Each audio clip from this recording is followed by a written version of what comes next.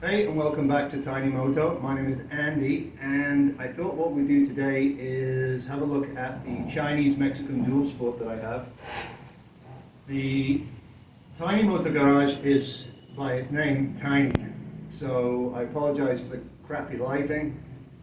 We've got a little bit of a storm going on outside, and you know what? It is what it is. This is what we got to work with. Okay, so why would a guy who's got a nice BMW adventure bike and a KTM Enduro go out and buy a Chinese Amazon special? So let's start there. I bought this from Amazon, although you can buy it from Italika direct. This is an Italika DM250. It is made in China, or manufactured in China, but it is assembled in Mexico. Now, it's extremely similar to the RPS Hawk250, the TAO, whatever that's called, 250. So pretty much if you're looking at a Chinese dual sport bike from somewhere like Amazon, there's a good chance you're going to end up with something very like this. So although, unless you're in Mexico, you won't get the identical bike, you might end up with something fairly similar. So, I bought this for two reasons. Reason number one is it's kind of nice if a friend who doesn't have a bike can come riding with me. I ride by myself a lot, and sometimes it's nice to have someone come along. I also wanted a bike for my wife so she could learn how to ride. I didn't want to put a huge amount of investment in it because it's not going to get used that much. And that was reason number one. Reason number two is because I ride a lot by myself, and nearly all dual sport or off-road. By off-road, I don't mean enduro. By off-road, I mean single track and double track, not very technical, a little bit windy, 15 kilometers long, but remote. Generally, I'm the only guy on the road. I'm going to be the only guy on the road during the day, and therefore I can't afford to have a problem. The BMW ADV bike is phenomenal, but make no mistake, if that breaks trailside, I cannot fix it. I have absolutely no chance of fixing it. I don't know how it works. It's full of computers and sensors and electronic gizmoidetry that I don't understand. I'm certainly not going to want to fix it in 40-degree heat when I'm running out of water 7 kilometers into a trail that I'm pretty sure I'm going to have to push the bike out of. So this bike, first of all, it's unlikely to break because it's extremely simple. Secondly, you can push it. It's actually not that heavy, and we'll get into specs in a minute. It's extremely easy to fix because there's not much to it. And nearly everybody here knows about this bike and kind of has parts for it because there's a whole bunch of bikes here that are interchangeable in terms of parts. So if you do end up in a tiny little pueblo or a place right in the middle of nowhere, chances are you're going to be okay. So this bike is, I don't want to call it an apocalypse bike, but basically I'm far safer on this bike than I am on the Beamer if there's a problem. The other thing, of course, is if you fall off a 450-pound bike, or 500 pounds by the time you put stuff onto it, that's a bad day. I know, I've done it on several occasions. If you fall off a 300-pound bike, it's a lot easier to pick up, it's a lot easier to push out, same sort of thing. So that's why I have the bike. All right, let's get to the specs. Okay, so what have we got here? It is a dual sport motorcycle. That is to say, it has fairly reasonable ground clearance. And on this particular bike, the ground clearance is about 11 inches. That's static. Goes down a little bit, of course, when you get on it because the bike will sag. So I'd say probably around 10 inches when you're riding it. There's a 21-inch spoked front wheel, which is normal for a dual sport. This particular model has a disc front brake, which is perfectly reasonable. You can lock up the front brake, which means that the brake power exceeds the grip, and that's in the dry on the road, so the brake's good enough. You've got a basic twin cradle frame, and it's in steel. This one is painted. I don't think it's powder coated. And you've got an 18-inch rear spoked wheel. This particular model comes with a drum brake. I don't have a problem with it being a drum brake. Again, you can lock this back wheel up perfectly well, and you don't have a problem. I don't think you need super special braking systems for a bike that is this light and this simple. Staying at the back for a sec, we've got a fairly basic box section swinging arm, a single, you can't see it, but a single coil of a shock, which is basic. At the front, we've got telescoping, very normal type forks that are, I don't know how wide they are, but they're not very wide. They're probably around 38 millimeters. So I'll check that, maybe put it in the description. But it's very, very basic stuff. There is no settings on any of the suspension other than at the back there is a preload adjuster, which is fairly normal. I found the preload for I'm 200 pounds and 6 foot. So when I get on this bike, it sags approximately 30%, which is about in the range of where it should be. So in terms of setup, not a tremendous amount to do. If you're a lot heavier or a lot lighter than me, then I would definitely look to get that right, because setting your bike up correctly, even if it's a simple bike, doesn't have to be a fancy Enduro, it's worth setting your bike up. All right, moving up a little bit. This is a 250cc air-cooled Honda CG clone engine. So it's a CG clone. The Honda CG engine, you probably know it, it's been around for probably 40 years. It's a very basic engine. It's not an overhead cam, it's an overhead valve, which means it has push rods. It has rockers at the top that you have to adjust the valve tappets. It is essentially bulletproof. It's extremely reliable because it doesn't create a tremendous amount of power. The claimed power, I believe, on this one is 16 point something horsepower. I suspect it's probably a little lower than that. Let's call it 15 for the sake of argument. And torque is 16 newton meters, and I kind of believe that. So call it 16 squared, it's kind of where it is. And for this particular bike, that is absolutely fine. So the weight. The claimed weight on the brochure is 123 kilograms dry. I don't know what that is in pounds, but what I can tell you is I just weighed it. Now, I have a little bit of luggage on the back. This is Nelson Rig rackless things. They're quite good. I'm not doing a review on that. This is a Lomo dry bag, which is phenomenal. And this has tools in it, and it also has a 21-inch inner tube. It's got several other things to keep you on the trail okay. So it's worth actually weighing a bike with what you're going to have in it. This bike right now has about 3/4 of a tank of gas, more or less. And it weighs 141 kilograms. 78 of those kilograms were on the back, and 63 of them were on the front, which gives it a 55%, 45% weight distribution. That's not tremendously surprising because I do have weight on the back. So I think in fairness, it's probably something around about 50, I don't know, whatever, 50, I don't think it's 50-50, but let's call it perhaps 51, 52, and then 48, somewhere around about there, because there's not a huge amount of weight back here. I could also even that up a little bit because the fuel tank is forward, so a bit more weight on the front would actually even that up a touch. So the weight distribution is decent. All right, ergonomics. The ergonomics are great for me. Again, I'm 6 foot, more or less about 200 pounds-ish. Probably a little more with all of my riding gear on, and especially if I wear my MX boots that weigh pretty much a metric ton each. This seat is 870 millimeters high, which is actually pretty high.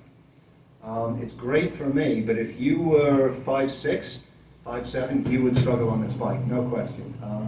You'd be tiptoeing it. It's not a particularly narrow seat. If you look at the Enduros, for example, they might be higher, but they've got very narrow seats. This one's more sort of square at the top. So my feeling is that if you're short, you'd struggle with this. There are other models that are lower. For example, the DM250 from Italika is a little lower. But this one, yeah, you need to be a little bit tall, or you need to be a little bit more experienced and be able to handle a taller bike. The bars I measured at 46 inches. Okay, so what's that, 117 centimeters. So that's where the bars are at. So if you needed to sort of get some indication of where that is using a measuring tape before you order one of these things, then yeah, that's kind of where we're at. This particular seat you'll see here has a hump in it. I'm hoping you can see that. Hard to see, but it has a hump in it. That is to make the rear passenger a little more comfortable. I'm going to be taking that hump out because what it does for somebody my size is it shifts you quite far forward. Now being far forward is okay when you're in the twisties and you've got your elbows out and you're trying to be kind of racy with this thing, which I'll get to in a minute because that's a waste of time. But I like to come back a little bit, I like to get the weight back a touch as well, especially when I'm on trail riding on those rocks. I like to get the weight back a touch.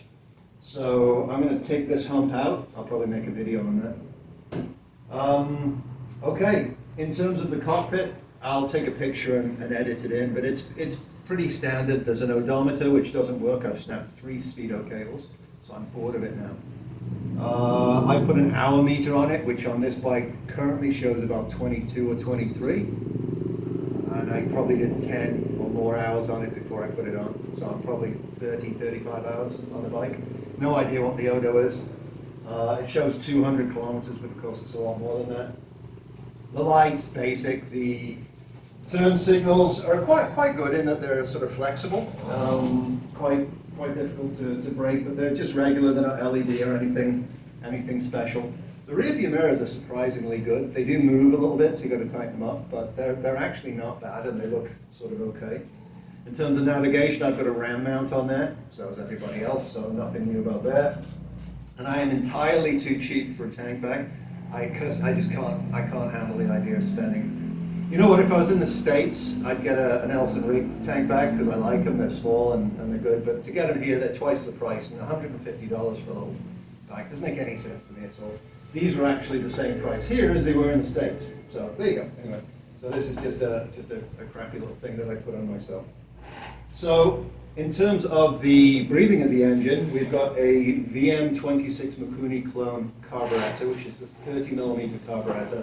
And the exhaust is 30mm OD. So that'll give you some indication of sort of the breathing of the bike. And that's probably about all you need to know, other than the fact that you can strip this entire bike with about 7 tools.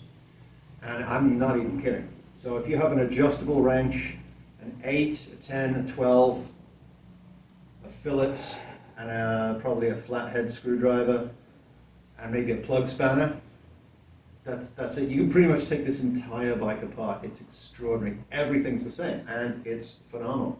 So in that respect, it's a very, very easy bike to maintain. While we're on it, oil. I have 5100 Moto in it because I put that in all my bikes. I dropped the oil from this hour zero, so I never started it with the oil that it came in. My understanding is that the bikes from China have got really bad oil in it. The oil in this was some sort of mineral thin stuff I didn't like the look of. So I changed the oil, I changed the plug, and of course, when you take delivery of your motorcycle, regardless of who it's from, you're going to go through and check all the bolts, make sure that everything is correct and tensioned, because there were a couple of bolts that were not. My understanding is if they come direct from China, you might find several bolts that are not. So be safe, check your own bike. And yeah, so that's it for that. So, let's keep going. All right, riding observations. I ride this bike mainly off-road. And again, I'm going to say that off-road is not enduro. It's fire trails, gravel roads, hard pack. It tends to be hot and dry here. I don't ride a lot in mud. I don't dig it. I don't like it. So there you go. So I would say 70% of my time on this bike has been off-road. And observations are as follows. First of all, gearing. Gearing is insanely short. I mean, it's insanely short. I actually just checked out the gearing. So what we have is a 428 chain.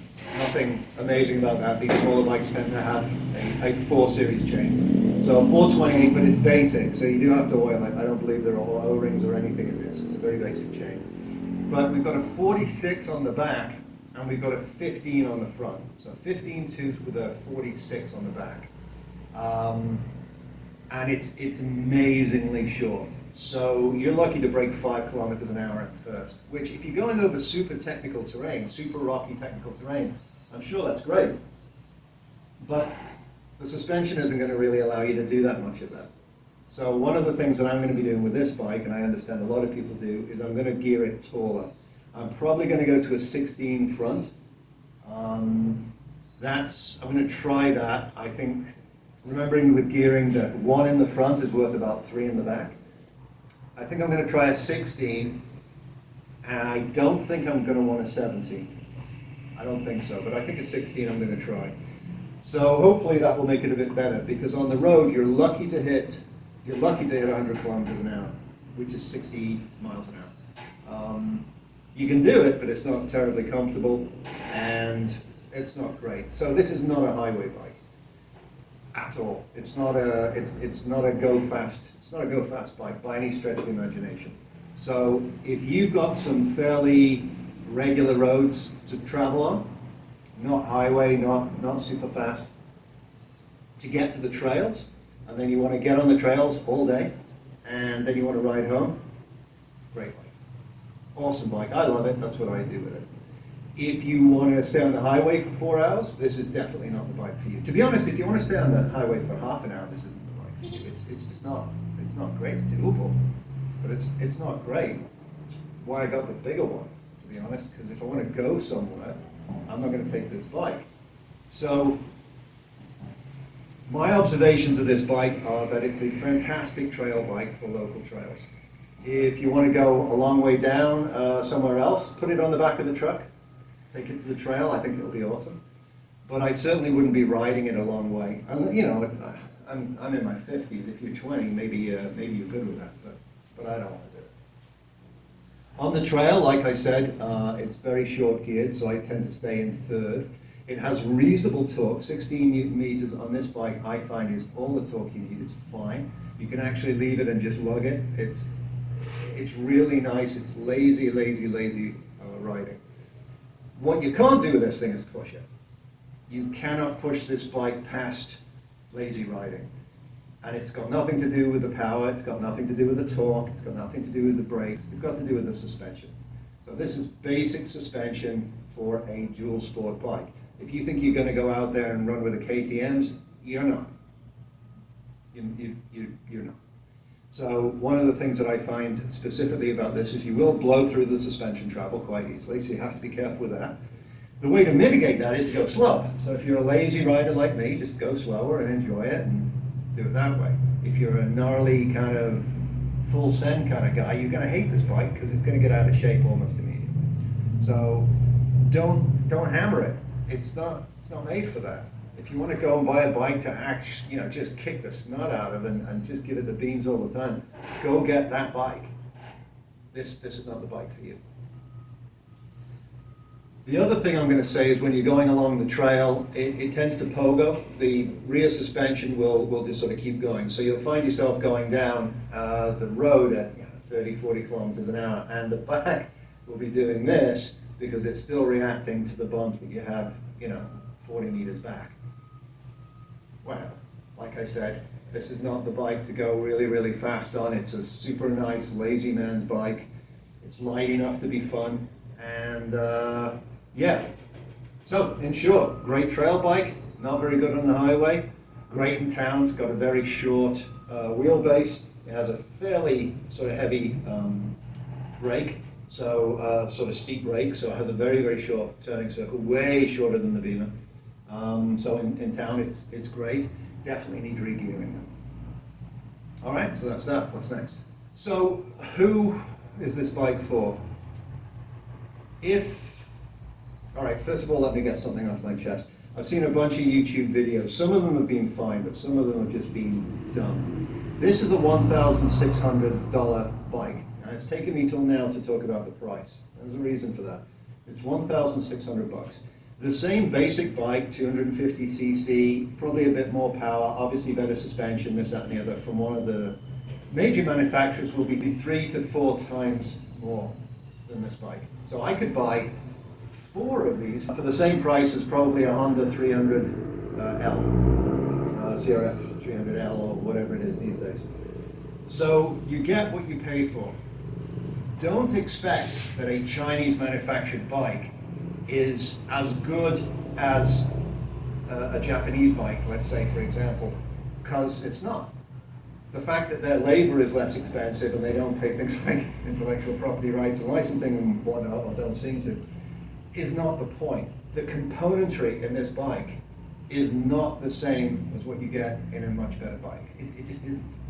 So don't compare it. It's sort of silly. These YouTube guys go out there and start talking about how crap these bikes are, simply don't understand what they're getting. They don't understand what they're buying. Okay?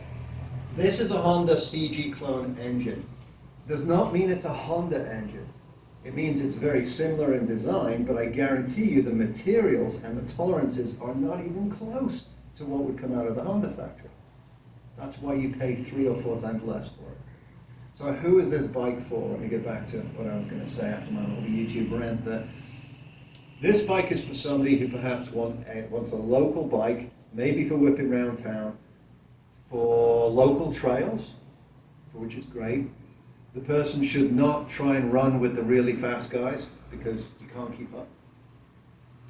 You probably can if you're a brilliant rider, but if you're a brilliant rider, you're not watching this video because these bikes are generally for newbies.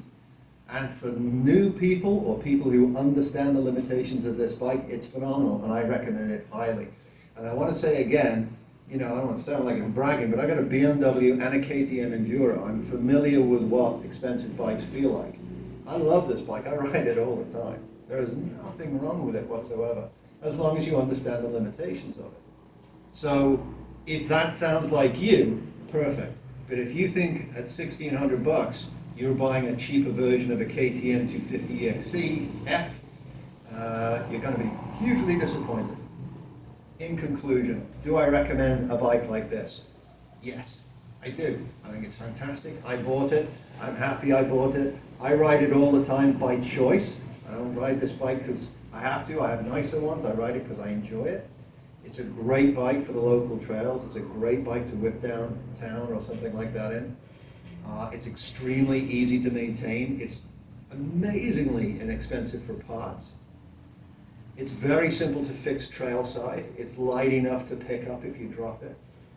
If you break it into a million pieces, you've lost $1,600. You haven't destroyed a $10,000 ADV bike or an expensive bike. So for all of these reasons, I definitely recommend it. But again, you get what you pay for. Don't expect a top-end Japanese, beautiful, tolerance, fantastic bike. It's not.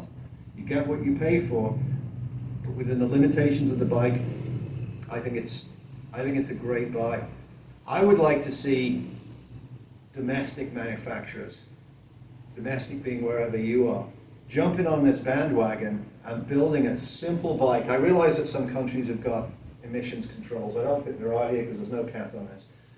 But I think that a $2,500 bike is doable by most of the manufacturers, and they're losing out a tremendous amount of business to offshore manufacturers because they're not giving them an entry-level bike. I'm sorry guys, $5K is not entry-level. It's half the price of a car. Make it $2.5K. Get a lot more people into it. As they progress throughout their lives, they'll buy the next one, and they'll end up, if it's Honda, they'll end up on an Africa Twin, which is $17,000, $18,000, $19,000, and that's what Honda wants us to buy. So there you go. That's my review. I hope it was useful to you. If you have any questions, I'll be very happy to answer them in the comments. And have a great day. Take care. So,